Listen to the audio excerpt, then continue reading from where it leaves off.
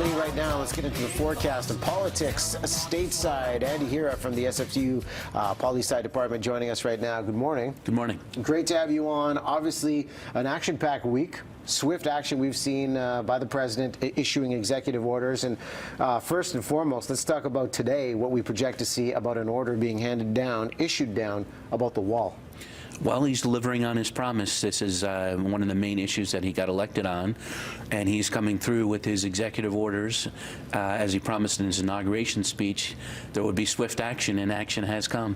When it comes to the wall, how effective can the physical limitation be when the big issue is jobs in America and hiring outside of the country? I think it's important for Canadians to understand how different things work in the U.S. You can go to almost any town in southwestern U.S. or in California and go through parking lots full of illegal immigrants. And the reason why they're there is because people will hire them. In Canada, you really need to show proper ID to get into a school, to get into a hospital, to be employed. But in the U.S., none of those rules are actually followed. So the physical barrier to me is a symbolic gesture.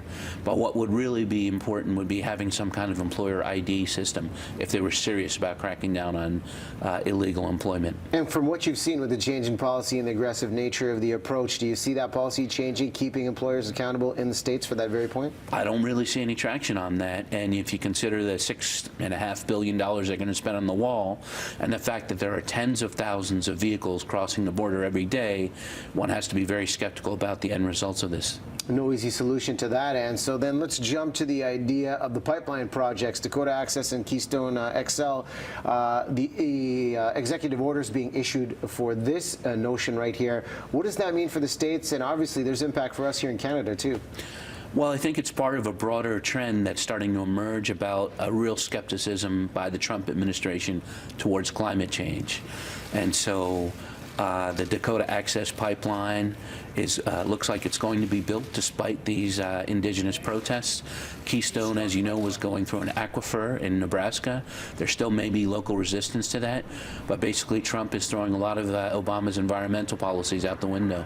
And we saw plenty of resistance at a town hall for PM Justin Trudeau, taking questions about the idea of what this means for our environment. Trudeau firing back, saying it's going to create jobs here in Canada. What's the direct impact for our country seeing construction stateside go ahead for these types of pipelines? You know, it's a little befuddling because on the one hand, he announces a very impressive climate emissions reduction plan, and then on the other, he approves these pipelines, Kinder Morgan first, and of course he's championing the Keystone Pipeline. So it's a little hard to tell where this government is headed.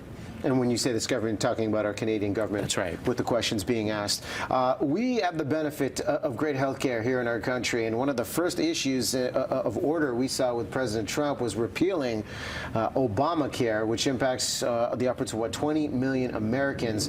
What do you see as the focus for health care of how that transition will work and the impact for the average person? Well, it's still very ambiguous. We have to remember that some of the highest per capita signees are in red states like Kentucky. So it's very unlikely from a political point of view that he's going to just pull the rug out from under them and just remove insurance. And what it looks like is emerging now is that he's going to leave it up to states to decide whether they want to continue to run their Obamacare marketplaces. So even red states like Ohio and Kentucky are likely to continue with some form of Obamacare. However, the problem of cost inflation continues, both for the U.S. and for Canada. And at some point, we really have to tackle that issue.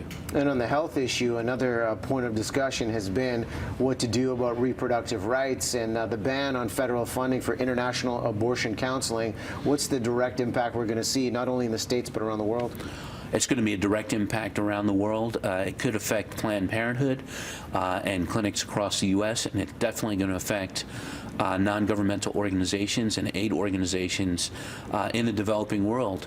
Right now, we have at least 6 billion people on this planet, and we know that the Earth can only sustain so many people. If we start to pull the plug from Planned Parenthood and other reproductive rights, we're not only going to hold back a generation of women, but we're going to put our planet into jeopardy. Holding back a generation of women is the statement that stands out. Let's bring up the tweet, because much of the discussion is you see a photo of a room full of men discussing and moving forward on motions for reproductive rights for women. What's your take on this? And I mean, I look at this and think this is something that's existed year after year. Yeah, it's really unfortunate, but I think that Million Women March showed that people are willing to go out and use direct forms of protest if they need to.